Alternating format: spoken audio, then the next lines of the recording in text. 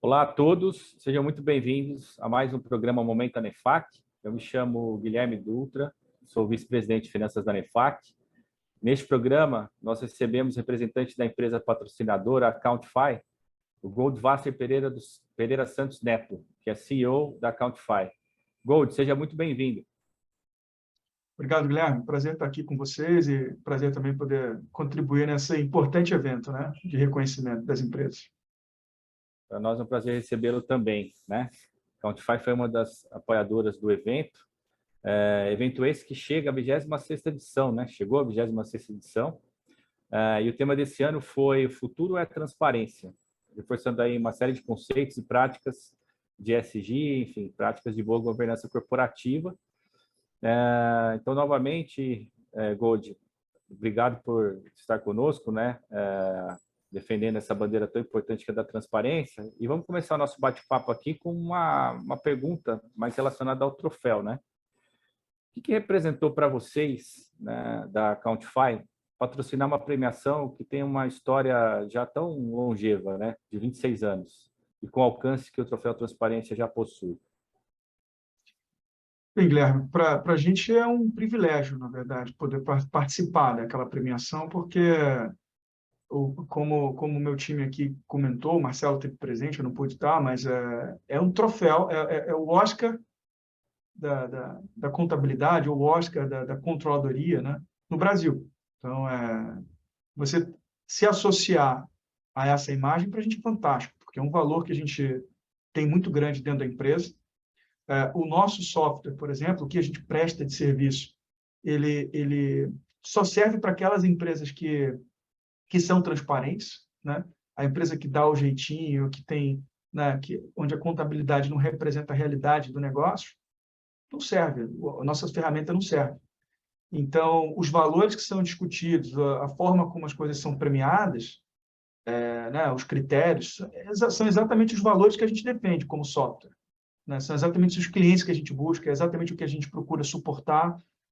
Então, para a gente é incrível, né? Porque as pessoas que estão ali sendo premiadas ou discutindo ou participando são exatamente os nossos interlocutores dentro das empresas. Então, eu acho incrível. Realmente é uma premiação que ano após ano ela vem ganhando uma dimensão bastante grande, né? E realmente aí assino contigo, né? Que acho que faz uma diferença bastante grande, né? O apoio também, né? De empresas como a sua para premiações como essa, né? E vocês também valorizarem, né? E compartilharem desses valores, né? Só reforça aí essa parceria. A gente espera que, enfim, seja longeva também, tanto quanto o prêmio, né? Esse assunto de ESG, ele vem ganhando uma proporção bastante grande, Gold, deixando de ser muito mais retórica e realmente tendo ações mais práticas, né? No mundo corporativo, enfim, no ambiente de negócios. Como é que isso está alinhado, né? Como é que, primeiro, você vê essa agenda, né, nas empresas, tá? Que você tem até como cliente, e na própria empresa Accountfy, como é que você enxerga isso? Assim, eu enxergo como você falou, né? A gente viveu um momento da retórica, dos exageros, mas é uma pauta que é fundamental para o futuro do mundo, né?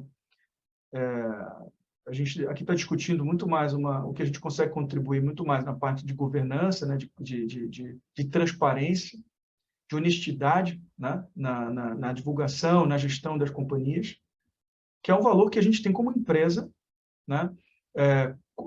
Assim, a gente é uma startup muito jovem, a gente é auditado sem nenhum tipo de ressalva no balanço por uma empresa de renome, a gente não faz absolutamente nada de errado, nada fora da curva, então ninguém precisa me pedir orientação de como agir em determinada situação, porque a orientação é sempre faça o que é correto, faça o que é certo, o que está na lei, né? A gente tem que ganhar o negócio jogando dentro da lei. Se for para ganhar o jogo tendo que desviar desse propósito, a gente não faz. E é exatamente aquilo que a gente procura suportar os clientes, né? Quem está dentro da lei, quem entrega valor, a gente ajuda. Quem não está, a gente não tem como ajudar, não faz parte da nossa visão. Então, eu vejo que a gente consegue contribuir com o G da governança, né, dentro desse processo muito grande nas empresas. Essa pauta é uma pauta relevante, desde que não seja, primeiro, politizada em excesso, e dois, que não seja uma retórica, não seja uma peça de propaganda das empresas, e sim um valor que as empresas acreditam e executam dentro, né? A gente é muito pragmático nesse aspecto, a gente valoriza, a gente apoia essa causa, essa prática. A gente tem que ter um pouco de cuidado, na minha opinião, com as medidas, né? Ou seja, para que pautas muito avançadas ou muito pesadas do ESG não impactem o empreendedorismo no país, para que isso seja quase que uma reserva de mercado ou uma exclusividade de empresas que têm um poder econômico muito grande, mas que ninguém pode ficar de fora. Todo mundo tem que se preocupar com isso, mas tem que ter réguas diferentes ali para a gente poder botar todo mundo no jogo e dar condição igual para todo mundo fazer. Mas, na minha opinião, são práticas inegociáveis em qualquer situação, qualquer relação de negócio. Você imaginar que alguma empresa vá burlar a parte tributária ou ludibriar um investidor com uma demonstração financeira inadequada, ou não se preocupar com o meio ambiente, por exemplo, né? Ganhar dinheiro em cima de destruição do meio ambiente. Isso tudo tem que ser tratado, né? Isso tudo é inegociável no mundo de hoje. Isso tudo é inegociável. Então, se existe um termo que eu possa associar, é inegociável. A questão é só a régua, né? Só para não virar um exagero, se a gente enxergar o resultado disso tudo na prática e não virar peça de publicidade, como a gente já viu numa série de pautas que foram discutidas recentemente, onde as empresas tinham uma pauta midiática e na prática agiam de outra forma. Exato. As questões de greenwashing em alguma medida, né? Sim. Algumas ainda utilizavam. Gold, a Accountify, ela é uma empresa de software as a service, né, que fornece uma plataforma bastante robusta para gestão e governança, sobretudo financeira, né, auxiliando aí um público de contadores, enfim, auditores no que tange as DFs, né. Queria que você falasse um pouquinho mais da própria empresa, tá, e da própria solução que vocês fornecem. Certo. A Accountify é uma solução SaaS, como você falou. A gente foca muito nas dores do CFO, onde a gente traz para dentro da plataforma as três principais áreas da diretoria financeira, que é a controladoria, planning e tesouraria, que é o que a gente está crescendo mais na nossa plataforma agora. Então, toda aquela rotina de fechamento, consolidação, de reporte de resultado, de construção de orçamento, forecast, modelagem financeira, até a produção de nota explicativa, por isso a gente ajuda muito no processo dos auditores, a gente entra. Então, produção de fluxo de caixa, gestão do fluxo de caixa também. Isso tudo a gente faz dentro da plataforma, utilizando os dados contábeis. Por isso eu falo que a gente ajuda aquela empresa que a contabilidade representa a realidade, porque a gente não tem o jeitinho, né? Não tem como incluir ali aquela coisa que vai por fora. Se a contabilidade representa a realidade, a gente é uma ferramenta incrível, maravilhosa. Se ela não representa, a ferramenta não serve para absolutamente nada. Então, a nossa visão aqui é garantir governança, proporcionar não só para as grandes empresas um modelo de gestão sofisticado, mas para empresas de todos os portes. Então, a gente tem empresas aqui pequenas, tem empresas médias, empresas grandes que usam a ferramenta, né? A gente, para uma empresa pequena, por exemplo, a gente consegue trazer um padrão de governança, né, bem grande. Né? Padrão de uma empresa de capital aberto, a gente consegue proporcionar isso para empresas de qualquer porte. Né? Então, por exemplo, uma empresa que imagina que não é tão grande, quer abrir capital, mas fica assustado com o tamanho da governança financeira que precisa ter, a gente ajuda. Né? Então, a gente é uma ferramenta pós-RP, então a gente não é um RP, não é uma ferramenta transacional, a gente é uma ferramenta que busca o RP, complementa o RP, né, para gerar esse tipo de informação, de consolidação, poupa o tempo de trabalhar em planilha, né, de preparar em PowerPoint, ficar trabalhando em documentos, né, de texto, para gastar tempo ali analisando, gerando insight, né, fazendo discussão. Então, a gente acaba propondo uma atuação diferente, principalmente empoderando a contabilidade. O nosso grande valor é valorizar a contabilidade. A contabilidade é um cubo perfeito de análise econômica. Eu não canso de repetir isso, né? É a melhor. Eu não sou contador, mas talvez seja um dos principais defensores da contabilidade no Brasil, porque, para mim, é a melhor ciência para se analisar um negócio. E é isso que a gente faz. Não tentar ensinar ninguém a contabilidade, mas permitir que todo mundo use no limite a contabilidade. Perfeito, Gold. Até interessante, né? Eu estava pensando aqui numa pergunta. Nesse momento, você está aí na Flórida, né? Eu estou aqui em São Paulo. A Countify é baseada também em São Paulo. E a gente viveu nesses últimos anos, né? Uma mudança bastante grande até nos hábitos, né? Muitas empresas aí buscando uma adaptação mais forte em relação à cultura do home office.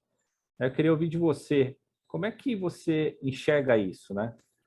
Pensando nos aspectos positivos que isso trouxe, e às vezes até os aspectos não tão vantajosos, tá? E como, né, esse elemento, essa cultura do home office, ela de alguma forma afeta as questões de transparência, seja pela uma perspectiva positiva ou uma perspectiva aí de, enfim, de necessidades de evolução. Certo. Bem, eu vejo, a gente foi obrigado a se adaptar nesse modelo, né? Então, pegando o nosso exemplo, a gente tinha 30 funcionários quando começou o lockdown, e a gente, durante esse processo, né, de pandemia, a companhia cresceu para 180, quase 200 funcionários. E a gente não teve opção, a gente teve que crescer home office. Trouxe muito desafio, né, de gestão, de motivação, de feedback. Eu acho que a solidão do trabalho dentro de casa é um desafio muito grande para as empresas, né? O impacto psicológico que se causa nas pessoas parece que não, mas causa, né? O isolamento, ele é ruim de uma maneira geral. A gestão também, né? Como é que você consegue transbordar conhecimento, né, entre as pessoas, aquela coisa de multi-áreas, ouvindo um que o outro está fazendo, discutindo, aquela proximidade é um desafio. A gente, por exemplo, começou a contratar gente em vários estados diferentes, né? Quando você tem isso concentrado num estado, por exemplo, grande parte do nosso time está em São Paulo e outra parte está no Paraná, né? As pessoas se reúnem de tempos em tempos, então cria ali um elo, mas tem gente que não consegue, tá em outra, na Bahia, tá em Minas, e não consegue participar disso. Então, existe essa complexidade de estar próximo do isolamento. A gente parte aqui do princípio que a gente confia no nosso time, então não precisa fazer controles do que o cara está fazendo, etc. Mas é óbvio que tem que ter um modelo de gestão para garantir que está todo mundo fazendo o que é prioritário ser feito, né? E principalmente garantir o transbordo de conhecimento. Você garantir para as pessoas que o trabalho delas está sendo visto, que elas vão ter condições iguais de serem promovidas, de terem oportunidade, tudo isso vira um desafio, né? Agora, se você colocar na balança simplesmente o lado pessoal, do quanto as pessoas ganham em termos de tempo que conseguem ficar mais com a família e cuidar mais da saúde, na minha opinião, isso já é suficiente para compensar todo o resto. Claro que a pessoa tem que querer aproveitar isso que ele ganha, né, principalmente em São Paulo, que você gasta um tempo danado de se locomover de um lado para o outro. Na minha opinião, aquele que consegue aproveitar, estar mais tempo com a família, ou fazer coisa que gosta, tanto faz, ou fazer esporte para ter mais saúde, etc. Para mim, isso para mim é suficiente para compensar todo o resto. E do ponto de vista prático, você olha, né, para a economia do país, que é um país super concentrado, né, a riqueza de São Paulo, Rio de Janeiro, Minas, etc. Você poder, uma empresa que está concentrada em São Paulo, você poder gerar emprego, renda, em outros estados, em outras cidades, que a pessoa não teria oportunidade de trabalhar em tantas empresas de tecnologia, que estão muito concentradas em Santa Catarina, em São Paulo, etc. Pô, você poder trazer, a gente tinha funcionário no Acre, né? Então, eu acho isso, para o país, né, para a economia de um país como o nosso, que é muito concentrado, eu acho maravilhoso. Você levar dinheiro, riqueza, para desconcentrar um pouco, né, na minha opinião, né? E, no fundo, quando você impacta olhando para a gestão financeira, você tem que fazer com que as empresas se adaptem. E as empresas tiveram que se adaptar muito rápido. Eu me lembro, antes da pandemia, a gente tinha muita discussão de botar dado na nuvem, né? De como é que o dado sai do computador do funcionário, né? E vai para a nuvem, etc. Teve que ser não teve mais a discussão, não tinha opção. Tinha que realmente executar e trazer para a nuvem as informações. As ferramentas de colaboração explodiram porque não tinha alternativa. Então, o que aconteceu foi uma aceleração de uma tendência muito grande de nuvem, de modelo colaborativo, que foi acelerado durante a pandemia, isso é indiscutível, por conta do home office. Então, eu acho que esse é o grande benefício que traz, né? Quando se fala de transparência das demonstrações financeiras, eu acho até que melhora, porque à medida que as pessoas têm que se adaptar a essa nova realidade da colaboração online, não tem mais como ter aquela conversa de canto, sabe, de combinar um jogo aqui e ali. Eu acho maravilhoso, acho que é muito bom, acho que é uma dinâmica que traz diferença para a economia, de uma maneira geral. Tá? E a gente tem que ter, como empresa, na minha opinião, cuidado com a saúde mental e física dos colaboradores. Acho que isso é muito importante, porque nem todo mundo consegue aproveitar o tempo com coisas saudáveis, né, por uma série de razões, e essas pessoas, principalmente, estão mais expostas, eventualmente, a uma fragilidade psicológica, a gente tem que estar bem próxima delas. Perfeito, perfeito.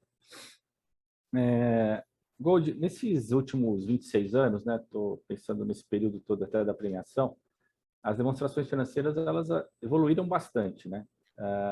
Eu queria ouvir de você, como é que você enxergou, né, ou enxerga essas evoluções das DEFs ao longo desse tempo aí de 26 anos?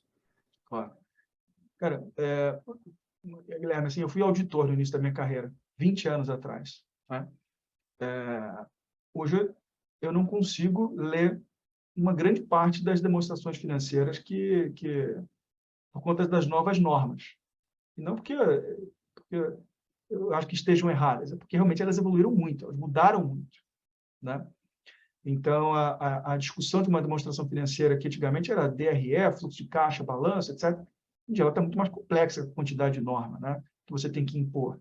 Então, você trazer as coisas a valor presente, né, as discussões de transformar aquilo que é um leasing no aluguel e isso mudar, as pessoas têm que estudar mais, a discussão ficou mais técnica, né? Então, para você conseguir olhar uma demonstração financeira e compreender a realidade da empresa, a intuição é sempre essa, das pessoas que discutem as normas, é sempre tornar a demonstração financeira o mais próximo possível da realidade do negócio. A pessoa que simplesmente chega, naquele momento, né? A pessoa que simplesmente chega com um conhecimento que aprendeu na faculdade de contabilidade, na minha opinião, não é mais suficiente para você interpretar uma demonstração financeira. Então, você tem que ir além, estudar as normas para você entender por que foi discutido um leasing operacional dentro de uma conta de aluguel, num FRS, não sei se é exatamente 16 ou 15, não lembro exatamente agora, o quanto isso impacta na realidade do negócio. Então, eu acho que trouxe uma complexidade muito grande no tempo, mas com o intuito de cada vez mais mostrar qual que é a realidade da empresa naquele momento. Então, aquelas atividades, aqueles movimentos dentro da companhia que ficavam escondidos ou ficavam para o futuro, eles têm que ser registrados nesse momento. Então, quem lê uma demonstração financeira hoje sabe que não foi só aquele débito e crédito no caixa que está representando a realidade da companhia. Tem coisas que estão acontecendo ao redor da empresa que tem que ser registradas de alguma forma e que dão mais uma visão mais realista das obrigações, da saúde financeira, etc. Porém, na minha opinião, exige ali um nível de conhecimento, um nível técnico de interpretação muito maior do que era, por exemplo, 20 anos atrás, quando eu era auditor. Né? Então, eu acho que isso sim é um desafio. Acho que teve uma facilidade, né, de uma conversão, de uma convergência, talvez mundial, para o padrão IFRS, com exceção de alguns países, dos Estados Unidos e tal, mas isso ajuda muito. Mas eu acho que exige mais conhecimento, mais estudo, mais interpretação, porque já não é mais intuitiva a interpretação, na minha visão. Ela é muito mais técnica. Não sei se você concorda com isso. Perfeito. Não, concordo plenamente, né? Assim como você também, comecei como auditor lá atrás, não vou falar quando para não entregar a idade, mas mais de 20 anos também. E realmente, né, quando você olha o que você tinha ali de elementos, né, para análise, e hoje, realmente as questões são muito mais complexas, e tem o lado benéfico também, né, ainda que tenha essas questões mais técnicas, que eu concordo inteiramente, exige muito mais, né, o profissional precisa estar estudando sempre, eu enxergo que elas são mais transparentes, né? Você tem mais informações em cima daqueles elementos que você analisa, assim. Bom, a gente está caminhando para o final, mas eu queria fazer aqui uma última pergunta para você. A gente tem uma premiação, como a gente falou aqui, né, de 26 anos, que muito nos orgulha. Esse ano aí foram 30 empresas premiadas com o troféu e um destaque para cada uma das 3 categorias, né? Então, eu queria, e certamente, né, vocês nos apoiaram, isso também é um motivo que nos orgulha e nós agradecemos bastante. Mas eu queria ouvir de você, quais seriam dicas, ou, enfim, mensagens que você poderia passar para empresas que almejam premiações como essa, né? Como essa do Troféu Transparência. Eu falei que uma coisa que eu repito muito é que a contabilidade é um cubo perfeito de análise econômica. Eu vou puxar o gancho daí. Se você tratar bem a contabilidade, ela vai te entregar muita coisa, né? E eu brinco que a contabilidade muitas vezes não é tratado como algo sexy, um assunto interessante, etc. Mas ela é muito importante. Então, se você tratar bem da contabilidade, se você estruturar um bom plano de contas, uma boa estrutura de segmentação de centro de custo ou unidade de negócio, e para que os lançamentos tenham, né, tenham a abertura necessária, você economiza tempo de refazimento das coisas, porque tem de empresa que fecha contabilidade para fins tributários, né? E depois você tem que fazer um fechamento ali gerencial, é um absurdo. E isso traz muito problema para a empresa, quando o resultado gerencial começa a descolar do resultado contábil, porque a contabilidade, ela entrega, aquele é o resultado, ponto final, né? Quando você começa a discutir o fluxo de caixa diferente de um fluxo de caixa que é extraído da contabilidade, você começa a correr em risco de interpretação errada técnica da coisa, né? Então, a recomendação que eu dou é: olhem para a contabilidade como um aliado. Então, cobrem das suas áreas que toda a performance seja explicada pela contabilidade, né? Cuidem do plano de contas para que ele sirva como um aliado para a automação, por exemplo, do fluxo de caixa, né? E não ter que ficar fazendo conta por fora, porque isso começa a gerar buracos na empresa que em algum momento pode trazer problema. Então, quando a tua contabilidade, quando você consegue pegar um plano de contas e dali extrair um P&L que explica a empresa, obviamente combinado com os centros de custos, etc., né, com as unidades de negócio, com as quebras necessárias ali. Mas se você pegar isso, você combinar o balanço e dali produzir um fluxo de caixa e conseguir analisar uma empresa com essas 3 peças, informações exclusivamente vindas da contabilidade, eu acho que esse, para mim, é o melhor indicador de que a empresa está indo num caminho bom, porque todo o resto é muito mais fácil. Então, muitas vezes o contador resiste a isso, às vezes ele é um próprio ofensor para que essa coisa aconteça. Ele fala: pô, mas não quero fazer com que o meu plano de contas vire uma ferramenta de controle. Ele tem toda a razão. Mas qual que é o ponto de equilíbrio entre uma estrutura, né, uma norma de contabilização, uma abertura adequada de plano de contas? Como é que isso realmente conversa com a parte de gerencial, a performance da companhia, como a companhia precisa ver, né? A contabilidade precisa representar, um plano de contas precisa representar o que a empresa precisa enxergar, o que você precisa acompanhar. E essa é a minha grande... À medida que você faz isso, toda a empresa vira os olhos para a contabilidade e todo mundo passa a ser um fiscal da contabilidade. Todo mundo vai começar a olhar para aquilo e falar: não, peraí, aqui está alocado errado, esse número não faz sentido. Então, todo mundo ajuda a fazer com que a contabilidade fique perfeita, né? Se você aceita ter um número gerencial apartado do número contábil, na minha opinião, você nunca vai trazer a contabilidade para o protagonismo, e a tua demonstração financeira vai estar sempre sujeita a erros ou a refazimentos gigantescos. Perfeito, Gold. Bom, a gente está caminhando para o final. Antes de eu, enfim, encaminhar o nosso fechamento aqui, eu gostaria de devolver a palavra a você para os seus comentários finais, já deixando também aqui, novamente, o registro do nosso agradecimento ao Countify por todo o apoio que nos tem dado. Não, eu que agradeço. A gente faz parte da ANEFAC há pelo menos uns 3 anos, eu acho. A gente tem 5 anos de vida, então a gente que agradece muito a proximidade e ter a oportunidade desse ano de ter apoiado esse evento. A gente pretende, logicamente, apoiar mais vezes, porque a gente está falando aqui dos mesmos valores. Não é simples encontrar eventos ou reconhecimentos que se alinhem tanto com os nossos valores, os nossos princípios e aquilo que a gente defende e milita o tempo todo. Então, eu que agradeço, de verdade, foi uma honra para a gente participar disso. Agradeço aqui também a conversa, de poder me ouvir, as bobagens que eu falo aqui. E contem conosco sempre, tudo que for referente à transparência, a dar empoderamento à contabilidade, a conseguir conectar a contabilidade com outras áreas da empresa, como tesouraria, planning, né, que são desafios técnicos, né, dentro dessas áreas, né, preconceito e tal. Pode contar com a gente, que a gente tem bastante conteúdo para dividir, tem, sabe, super aberto à discussão e aprender, e também para ensinar aquilo que a gente aprendeu nesses 5 anos de vida aqui. Foi um bate-papo aí de altíssimo nível. A gente que agradece, né, a oportunidade de conversar com você nesse nosso momento ANEFAC. Novamente, obrigado a você e a Countify. E agradecer também a todos que estão nos assistindo, pedindo, né, novamente, que vocês acompanhem as nossas ações, não só do Troféu Transparência, mas as ações da ANEFAC em nossos canais digitais. Fazer um recorte, um destaque especial aqui ao nosso Portal da Transparência, que é um polo, né, um ecossistema bastante interessante do que tange aí as boas práticas empresariais. Então, havendo oportunidade, acessem portaldatransparencia.org.br.